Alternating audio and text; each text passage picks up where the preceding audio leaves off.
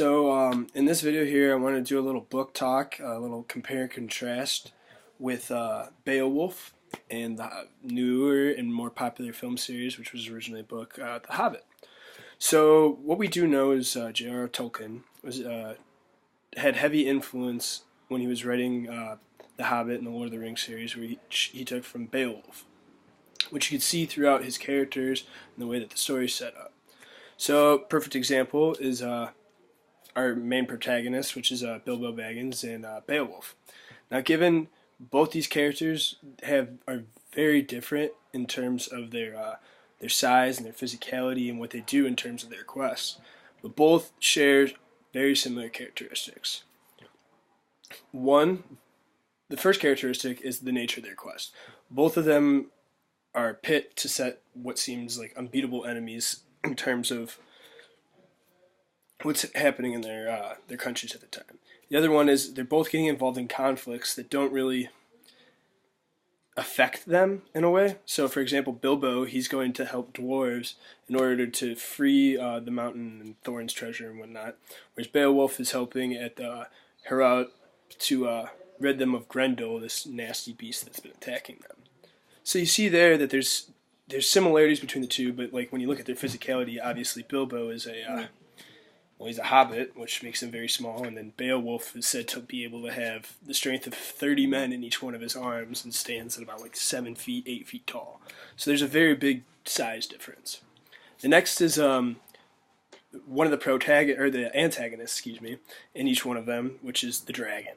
Okay, so in Beowulf, we find out that there's a big, nasty dragon, which is the final enemy that he has to face in his this epic poem or his quests or whatnot. Whereas in the Hobbit series, there's Smaug, and Smaug is the dragon that guards the mountain's treasure that Thorin rightfully owns. So we see some similarities with both dragons. They both were protecting treasure. They both cause like huge issues, I guess you could say, for the kings of the land at the time. Smaug in terms of Thorin, and the later dragon in terms of Beowulf after he takes over his kingship. We see some other similarities with the antagonists, such as Grendel and Azog, which is the white orc in the Hobbit series. Both these characters seem to be tools, even though Azog is more of a ruler, but he's still a tool of Sauron, which is the king of the Hobbit series. But Grendel is more interesting.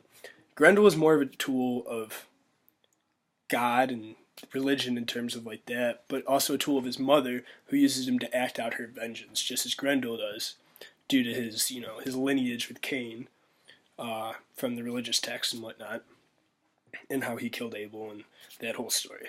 So we see similarities with the antagonist, but another main character that we see a similarity with is Thorin and Hergroth. So these are the two kings Thorin is the king that helps in the Hobbit series, and Hergroth is the king of Heorot, which is in the Beowulf series, or the Beowulf poem. Excuse me. These kings both have issues where someone has taken their land. They both attempt to solve this themselves, and they need help or assistance, which is Bilbo is to help Thorin and Beowulf to help Hergroth. So we see similarities throughout these two works that J.R.R. Tolkien definitely took heavy influences from Beowulf in order to make his stories. So this is going to be the end of the book talk. Thanks for listening.